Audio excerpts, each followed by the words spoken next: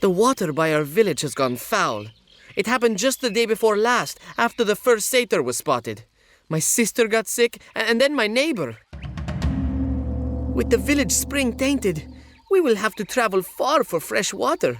Unfortunately, the roads are just as dangerous as our poisoned water. I sing now, muse, of the goddess huntress we call Artemis, and I sing of a mortal man named Actaeon, the goddess Artemis, sister to Apollo and mistress of the moon. There is no greater hunter than she, none more fleet or sure of her mark with bow or spear. Actaeon too was a master hunter, and many a deer fell to his bow, and many offered up to Artemis in thanks. But Actaeon was given an ill fate. One night, chasing a boar, he burst into a clearing by a stream, and there, that very stream, had keen-eyed Artemis selected for her moonlit bath. Naiads, dryads, all her nymphs around her. She had just disrobed and stepped into the stream when Actaeon appeared, wild from the chase. She grew angry that a mortal man had seen her unclothed, and with one cold look she turned him to a stag. A stag he then became, and Actaeon's own dogs chased after him, snarling at their master, now their prey. So are we, stranger, the hounds snapping at our heels. So are we. News from all over Greece brings the same tale of destruction. The creatures roam everywhere. What are the small villages to do? Spartans cannot protect us all. You know, it was not far from here that Heracles fought the Nemean boar. If Heracles were here now, he would have his hands full. We made offerings to Zeus for protection, and to Ares, fearing we had offended the hateful god of war. But still, the satyrs, centaurs, and harpies beset us night and day. I have lived here all my life, as my father did before me. I know where my grandmother's bones lie buried, and soon I fear mine will rest near hers.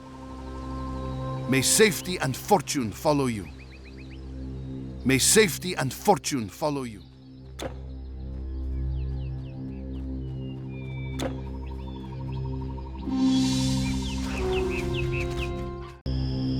Mortal, I am a naiad, the spirit of this spring. Tegea I am called. My water has been tainted and I am ill. Vile spiders have come to dwell in a cave by my water's source. They are the cause of the poison. If the spiders are not destroyed, I will grow weaker. Or worse, I will become foul and corrupted in my nature. A naiad is a water spirit. That is what I am. Not everything that is unhuman has been touched by this plague of madness. As long as the spiders continue to poison this spring, I will be sick, and sicken those who drink from me. Find the source of these waters, and you will find the spiders.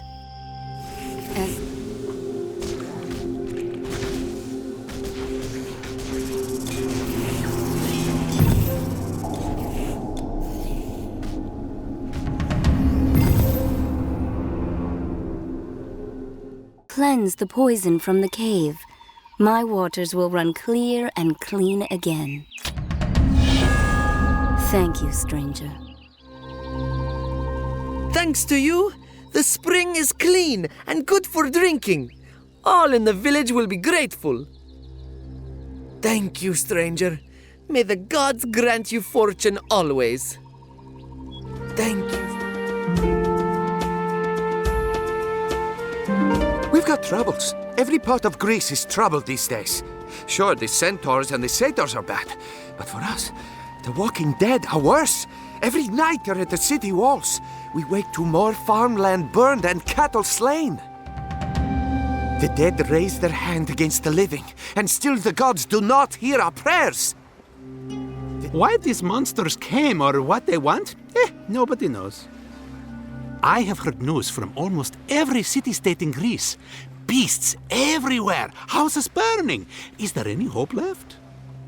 Megara will hold out. We have warriors. We can fish if we can't farm. Beyond the walls, I've heard rumors of bigger beasts, Cyclops. Would the walls of Megara hold out against one of those? What am I really afraid of? I'll tell you. I'm afraid I'll survive when these monsters have had their way with Greece and raise my family hiding in caves or cowering deep in the woods. Megara has always been my home. I will stay here, come what may.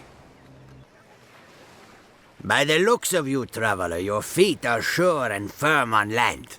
Well, mine are just as sure aboard a sea-bound vessel.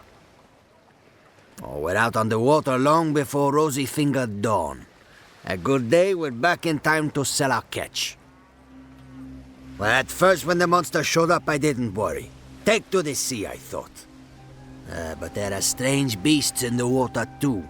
Nowhere is safe. Fishermen. That is my trade, that is my life.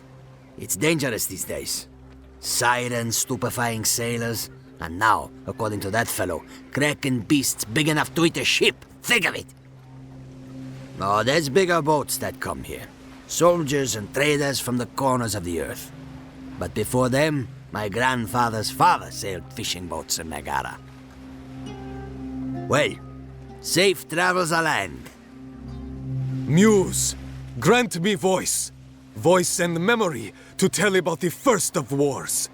The oldest battle, in the times before the gods had come to rule, when they were bowed beneath the heavy Titan hand.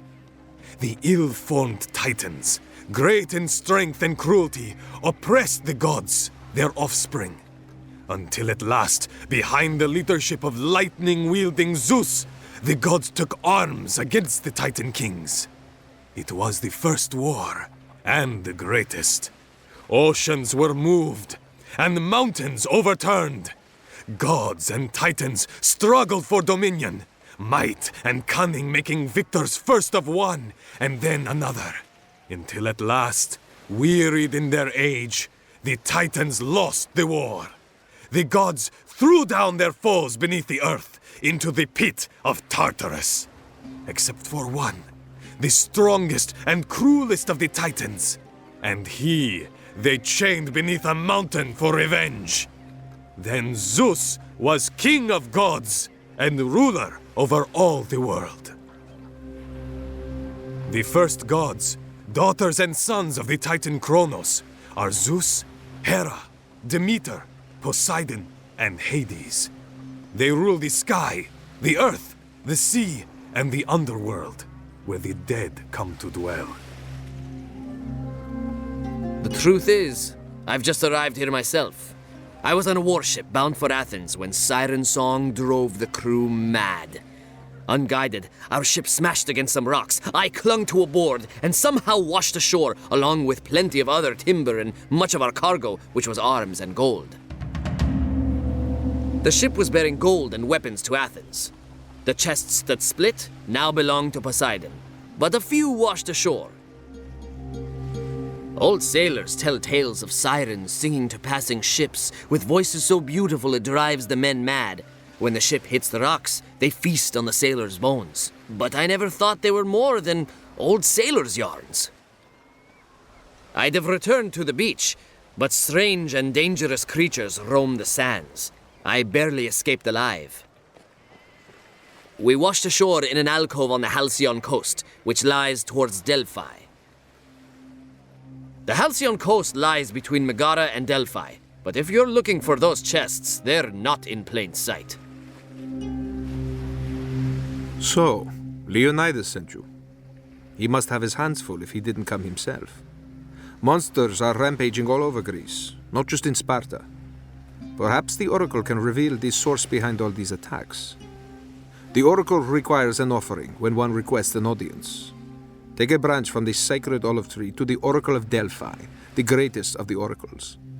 Kings and tyrants from the world over seek her prophecies. You will find the sacred olive tree in a grove on the road to Delphi, above the Helicos Pass. Take care, warrior. Zeus protect us all, and speed you in your journey. The road leaving town is a dangerous one. It will take you past the Halcyon coast and through Boeotia. Then you will be well on your way. The olive grove is by the Helicos Pass, just after the village of Ambrosos. Leonidas is doing well, I hope.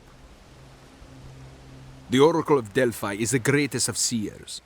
Kings and tyrants from the world over seek her prophecies. Seek the Oracle in Delphi. She will surely know what brought this plague on Greece. Everyone's talking about the undead, the living bones that attack us. Many in Megara whisper rumors, but I know the truth. I know where they come from. I crept out one night just before dawn and followed quietly. There is a ruined city built by the Mycenaeans long ago that we call Old Eleusis. It was there they went. There I followed them and watched them pour into the old stone gates. Yes, I found out where the restless dead go. But there are so many. Who would dare go in there? Old Eleusis. That reminds me of an old myth they tell of the ruins. They say it was ruled by three princes. But in their hubris, they offended the god Apollo. He cursed them never to enter Hades, but to walk old Eleusis as restless undead. The three princes each mastered one form of warcraft, the old tales say. Polyphemus bore sword and shield, Menon rained deadly arrows on their foes, and Aristeus worked magic of ice and lightning with a staff in his hand. Could the old tales be true? Could it be that the three brothers marshaled the undead against us? It was a fierce battle. Beasts and men, you understand. Then a giant Cyclops, growling and bellowing, came and smashed the bridge. We're working hard, but it'll be days yet before the road to Athens is clear. You should have seen it. 3 swipes of each cudgel, and the bridge went tumbling. You'll be able to cross after we're done repairing the bridge. A few days now. The bridge isn't repaired yet. You'll just have to go somewhere else.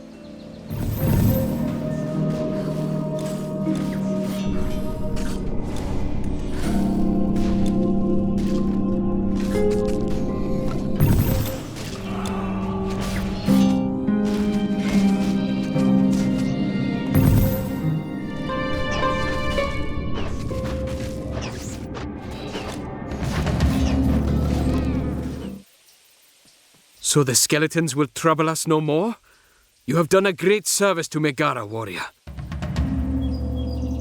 In future times, children will play in those ruins, and shepherds will tend their sheep there.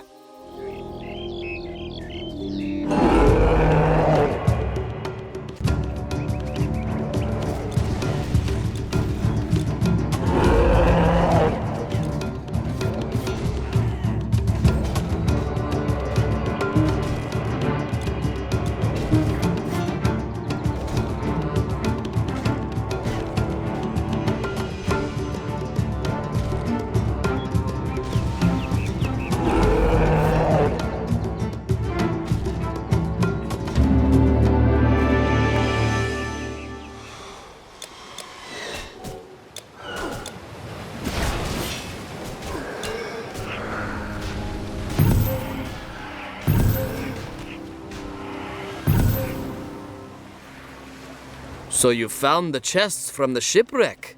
I'm impressed. Since you survived, I'd say you earned them. Good luck, traveler.